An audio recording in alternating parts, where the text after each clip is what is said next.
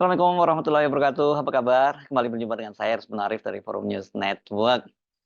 Setelah berhasil membujuk Nahdlatul Ulama dan Muhammadiyah untuk menerima konsesi tambang, tampaknya pemerintah tidak akan berhenti sampai di situ saja.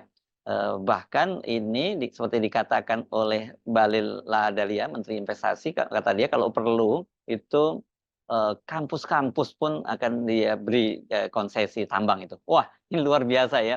Dan memang ini konsesi tambang ini tampaknya menggiurkan banyak pihak ya. Setelah Muhammadiyah dan NU itu menyatakan menerima dan akan mengajukan izin, bahkan kalau Muhammadiyah sudah membentuk timnya langsung ya untuk tim yang mengelola tambang begitu. Kan kemudian Persis, satu persatuan Islam, ini ormas Islam yang ada di pusatnya di Bandung itu juga menyatakan mereka juga akan mengajukan izin untuk pertambangan itu. Sementara organisasi ormas non-Muslim seperti Konferensi Wali Gereja Indonesia dan juga Persekutuan Gereja Indonesia itu sudah menyatakan mereka tidak akan mengajukan izin tambang itu. Nah, selain Persis, kalau di ormas Islam itu ternyata ini Badan Koordinasi Pemuda dan Remaja Masjid BKPRMI itu juga menyatakan ketertarikan ya, minat dia untuk juga mengelola tambang sebagaimana halnya NU dan Muhammadiyah. Bahkan ini disampaikan ketika mereka bertemu dengan Presiden Jokowi di istana hari ini. Wah, ini luar biasa. Ini saya kira yang dikhawatirkan oleh Pak Luhut sebelumnya ya, ketika kan ini Pak Luhut dalam soal ini dia berbeda itu dengan Pak Jokowi dan juga Bahlil, dan pada waktu itu dikabarkan malah sampai menimbulkan ketegangan ini antara Pak Luhut dengan Bahlil, karena Pak Luhut itu memperkirakan kalau sampai kemudian ini diberikan kepada ormas keagamaan, ini pasti juga ormas-ormas lain juga akan minta jatah, dan ini jadi nggak karu-karuan regulasi di sektor minerba itu. Ya wajar ya kalau kemudian NU dan Muhammadiyah dapat tambang, yang lain juga merasa harus dapat tambang. Tapi persoalannya kan kemudian bagaimana itu regulasinya dan kemudian apa dampaknya kalau kemudian sekarang ormas-ormas, bahkan ormas non keagamaan nantinya juga rame-rame berebut minta bagi untuk lahan tambangnya itu ya. Ini kan seperti buat mereka ini seperti durian runtuh begitu ya, atau rezeki nomplok.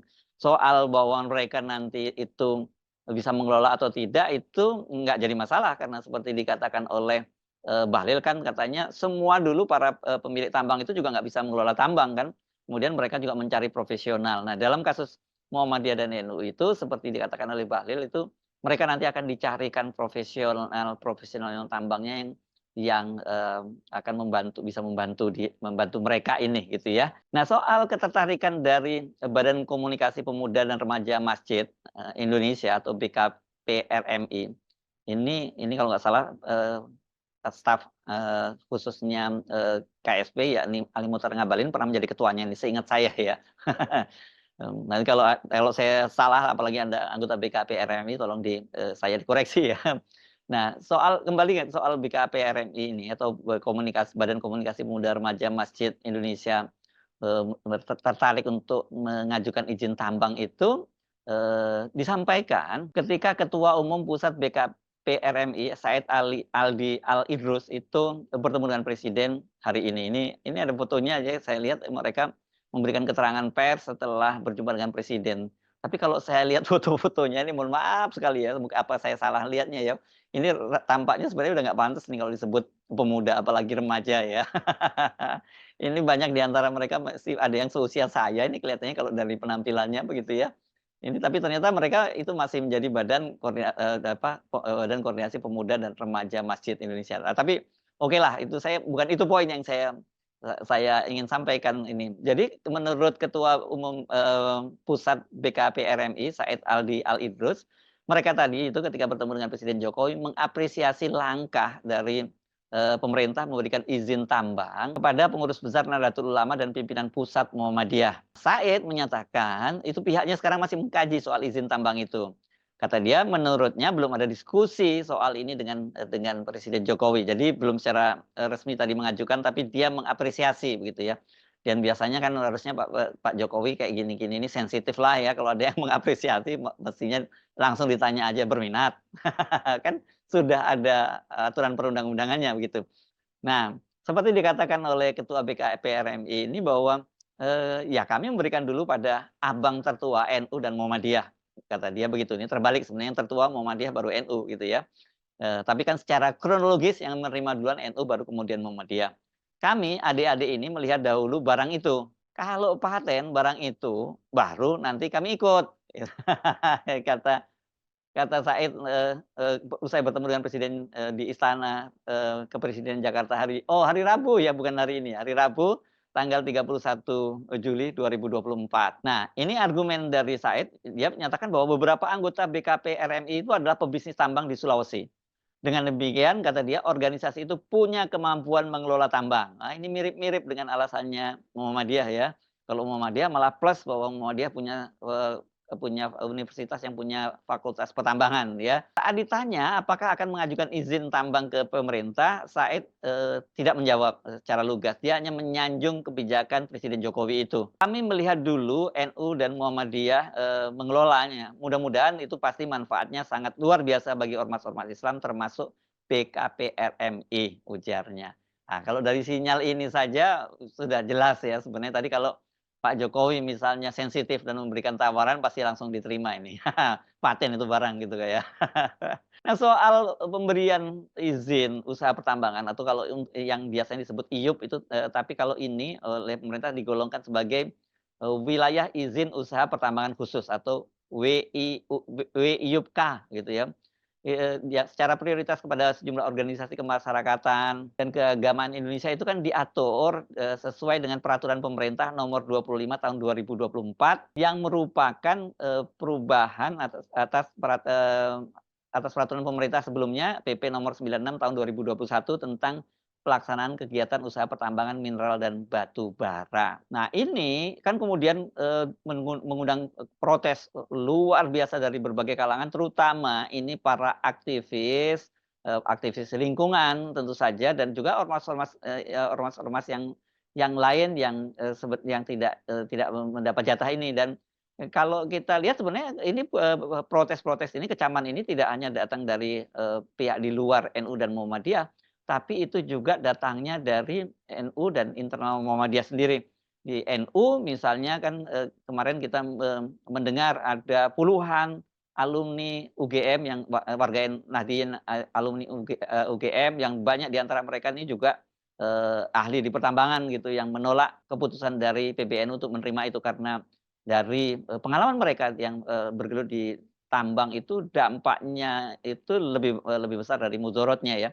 Yang jelas satu soal kerusakan lingkungan.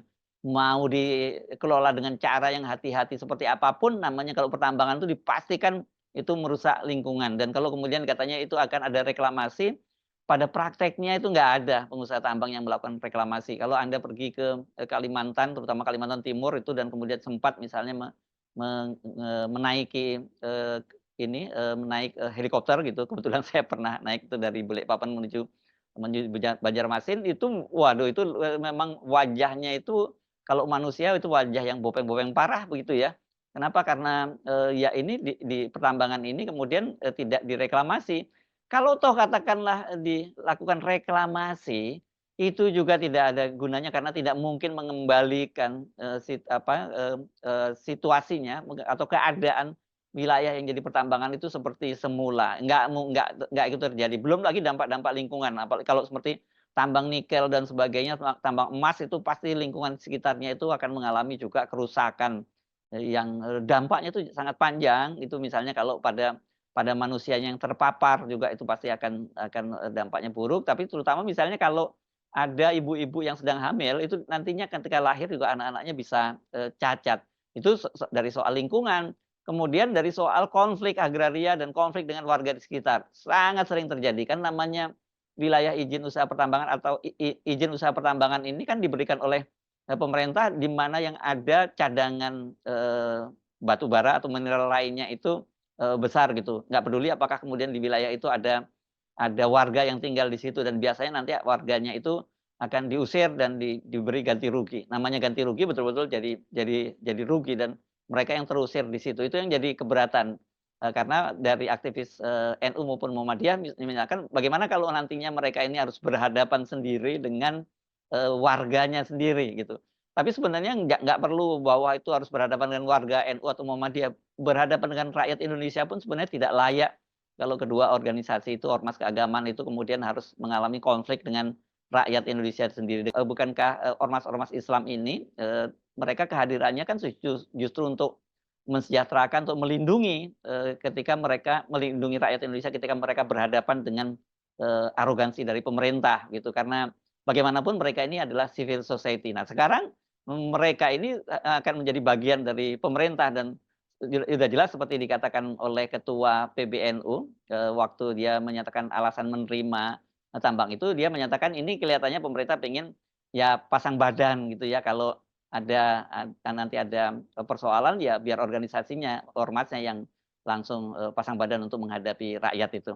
Maka dijadikanlah apa namanya, kalau orang Jawa itu ya, ormas-ormas agamanya dipakake gitu loh. Itu artinya dijadikan sasaran. Tapi ya sasaran masuk akal, karena kalau ormas pasti dia pakai untuk urusan agamanya dan sampai kepada umatnya. Gitu pikirannya itu. Kalau diserang ya biar nyerang ormas agamanya, jangan nyerang pemerintah, kan gitu maksudnya. Gitu.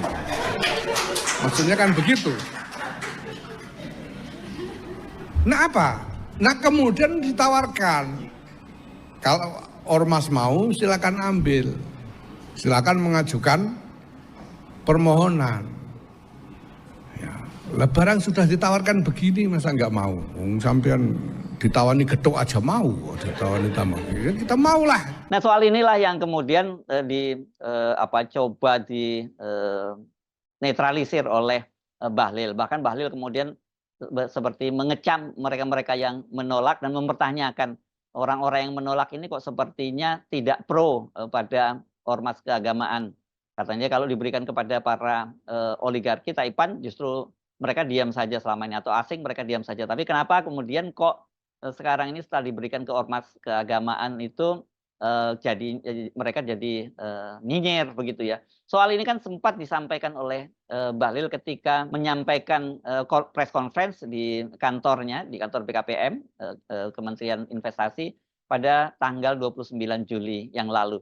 Tapi soal ini kemudian diulang lagi, dan yang lebih menarik itu adalah Bahlil menyatakan ini kalau dia diberikan kewenangan itu bahkan dia akan menawarkan tambang-tambang ini ke kampus-kampus gitu ya. Ini luar biasa ya. Ini saya bacakan aja ini, saya baca dari CNBC, dia menyatakan begini, bila dia diberikan kewenangan untuk membuat aturan, bila perlu katanya dia akan menawarkan konsesi tambang hingga sektor pendidikan seperti kampus. Kampus. Wah, luar biasa ini ya. Yang benar nih, sekarang kewenangan itu sesungguhnya ada di tangan Kementerian ESDM. Tetapi ada peraturan menterinya kemudian yang mengatur bahwa ini dilimpahkan untuk pemberiannya kepada BKPM ini karena supaya alasannya supaya satu pintu karena ini jenisnya adalah jenis investasi begitu. Tapi kewenangannya memang di Kementerian ESDM. Nah, Bahlil bilang begini ketika dalam acara ekonomi update dari CNBC itu. Semakin banyak semakin saya kasih. Saya kalau dikasih kewenangan oleh aturan untuk kasih, kita perluas. Bila perlu kampus juga kita kasih, kata Bahlil. Bahlil menyatakan bahwa dia tahu, dia menerima sejumlah kritik dari berbagai kalangan yang mempertanyakan alasan dibalik ditawarkannya konsesi tambang kepada tokoh-tokoh agama di Indonesia. Saya tanyain kalian ini maunya apa sih? Dulu waktu di BKPM bilang jangan dikasih ke asing terus. Jangan kasih ke konglo, maksudnya konglomerat terus. Begitu kasih ke tokoh agama ribut lagi. Ini cocoknya kita kasih ke siapa? Mungkin ke makhluk yang tidak kelihatan boleh. Baru tidak protes kah? Kata Bahlil. Dengan begitu dia menilai penawaran wilayah izin usaha pertambangan khusus untuk ormas keagamaan ini merupakan implementasi dari amanah Undang-Undang Dasar 1945 pasal 33. Kekayaan laut, udara, darat, laut, dan seluruhnya itu dikuasai oleh negara dan dipakai, dipergunakan semaksimal mungkin, seadil mungkin untuk kesejahteraan rakyat. Artinya apa? Ya, itu retribusi. Iya iya iya iya iya. Ini argumen yang selalu diulang-ulang oleh Bahlil. ini yang saya kira sering kita sebut sebagai logical fallacy ya. Kalau orang berdebat itu, ini ya, ini semacam kesalahan penalaran atau pemikiran yang menyebabkan argumen menjadi tidak valid atau meyakinkan. Ya, kalau dia tadi menyebutnya bahwa itu pasal 33 itu seluruh sumber daya alam kita baik di laut, darat, dan udara itu digunakan untuk sepenuh-penuhnya kesejahteraan rakyat, ya bukan dibagi-bagi kepada konglo begitu ya. Ini semestinya negara yang mengelola begitu ya, dan itu kemudian hasilnya diberikan kepada rakyat gitu ya. Tapi kalau lihat, logika dari, Bahlil tadi itu kita jadi teringat semacam kalau dalam debat itu disebut, argumentum ad hominem ya. Ini jenis, kesalahan logika di mana seseorang itu ketika dia, merasa kalah berdebat kemudian dia menyerang karakter atau sifat individu yang, orang yang menyampaikan, argumennya daripada kemudian menghadapi argumen. Tadi kan dia menanyakan, "Apa maunya ini?" Katanya. Tadinya nggak boleh diberikan asing, tadinya nggak boleh diberikan kepada, konglo. Sekarang kok malah ketika diberikan ke ormas keagamaan itu jadi dia masih diserang juga. Ya, rasanya agak susah ya memang, berdebat dengan orang seperti Bahlil ini ya. Kemudian, karena tadi argumen dia logical fallacy ya, kemudian juga menggunakan argumentum ad hominem. Iya, dan malah, setelah dikritik sangat keras gitu, sekarang dia katanya mau memberikan konsesi itu pada, kampus-kampus. Nah, pertanyaannya kampusnya kampus mana lagi? Apakah kampus negeri atau kampus swasta? Dan bagaimana kemudian, statusnya soal ini? Ini saya kira ini memang betul-betul makin kacau dan menjelang akhir masa jabatannya Presiden Jokowi ini kok ada kesan memang obrol, konsesi tambang, dan apalagi kalau yang, kecurigaan publik kalau tidak bahwa ini ya kalau pada ormas-ormas Islam itu ya merupakan upaya atau, cara dari Presiden Jokowi untuk mencari perlindungan di ormas-ormas Islam itu. Karena tadi seperti dikatakan oleh Ketua PBNU, Ketua Umum PBNU, Yahya Stakuf ya katanya ini kan supaya ya biar ormas-ormas Islam itu yang menghadapinya. Nah, kalau sudah begini, kalau sudah debat dengan argumentum ad hominem ya saya kira, nggak ada gunanya ya ngomong dengan orang-orang seperti ini. Saya Arif dari Forum News Network, sampai jumpa lagi. Wassalamualaikum warahmatullahi wabarakatuh.